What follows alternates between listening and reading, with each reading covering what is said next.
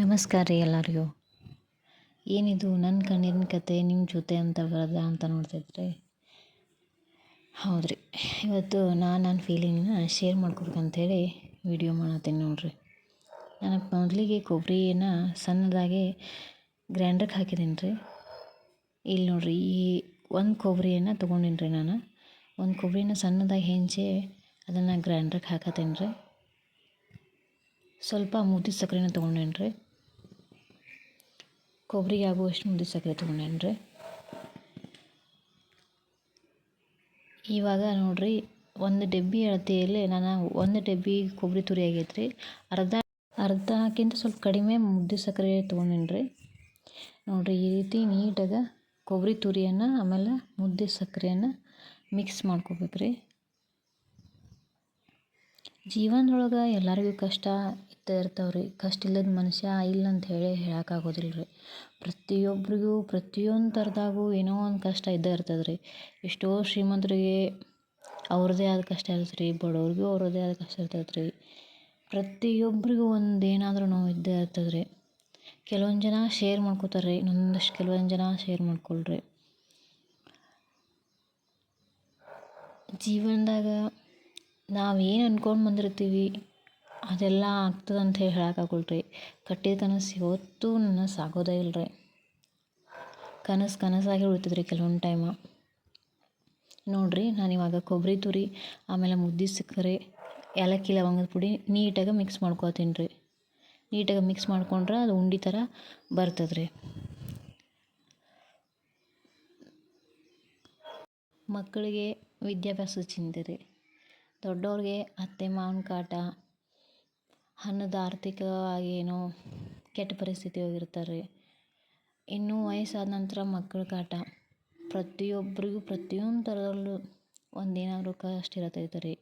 ಅದಕ್ಕೆ ಹಿರಿಯರು ಹೇಳ್ತಾರೆ ರೀ, ಪ್ರತಿಯೊಬ್ಬರ ಮನೆ ದೋಸೆನೂ ತೂತ ಅಂತ ಹೇಳ್ರಿ. ಅದೇ ರೀತಿ ನಮ್ಮ ಜೀವನದಾಗೂ ಕೆಲವೊಂದು ಟೈಮ್ ಕೆಟ್ಟ ಘಟನೆಗಳು ಆಗ್ಯಾವ ರೀ, ಆಗ್ತಾನೂ ಇರ್ತಾವೆ ರೀ. ಅವಕ್ಕೆಲ್ಲ ನಾವು ತಲೆ ಕೆಡಿಸ್ಕೋದ ಗಟ್ಟಿ ಮನಸ್ಸಿನಿಂದ ಮುಂದೆ ಹೋಗ್ತಾ ಇರ್ಬೇಕು ರೀ. ಯಾರು ನಮ್ಮ ವಿರುದ್ಧವಾಗಿ ನಿಂತಿರ್ತಾರಲ್ಲ ರೀ, ಕೆಲವೊಂದು ಟೈಮ್ದಾಗ ನಾವು ಒಳ್ಳೆಯ ರೀತಿ ಪರಿಸ್ಥಿತಿ ಒಳಗೆ ಬಂದ್ರೆ, ಒಳ್ಳೆಯ ಪರಿಸ್ಥಿತಿ ಒಳಗೆ ಆದ್ರೆ ಅವರೇ ನಮ್ಮ ಜೊತೆಗೆ ಬಂದು ನಿಂದಿರ್ತಾರೆ ರೀ. ಆದ್ರೆ ಅವಾಗ ನಾವು ತಿಳ್ಕೊಬೇಕು ರೀ, ನಮ್ಮ ಕೆಟ್ಟ ಪರಿಸ್ಥಿತಿ ಒಳಗೆ ಯಾರು ನಮ್ಮ ಜೊತೆಗಿದ್ದಿರಲ್ಲ ಅವ್ರು ನಮ್ಮ ಕೊನೆಯವರೆಗೂ ಇರ್ತಾರೋ ಅನ್ನೋದನ್ನು ನಾವು ಮನವರಿಕೆ ಮಾಡ್ಕೋಬೇಕು ರೀ. ಕೆಲವೊಂದು ಟೈಮ್ ನಮ್ಮವ್ರು ಅಂದ್ಕೊಂಡವ್ರನ್ನ ನಮ್ಮ ಕೆಟ್ಟ ಪರಿಸ್ಥಿತಿ ಒಳಗೆ ನಮ್ಮನ್ನು ಕೈ ಬಿಡ್ತಾರೆ ರೀ. ಆಗ ನಾವು ಅವ್ರಿಗೆ ಏನು ಅನ್ಲಿಕ್ಕೆ ಹೋಗ್ಬಾರ್ದು ರೀ. ಪರಿಸ್ಥಿತಿ ಕಾಲನ ಅವ್ರಿಗೆ ಸರಿಯಾದ ಉತ್ತರ ಕೊಡ್ತದೆ ರೀ. ಎಲ್ರಿಗೂ ಬಡತನ ಇರ್ತದೆ ರೀ. ಆದರೆ ಅತಿಯಾದ ಬಡತನ ಇದ್ರೆ ತುಂಬಾ ಅನುಭವಿಸ್ಬೇಕು ರೀ.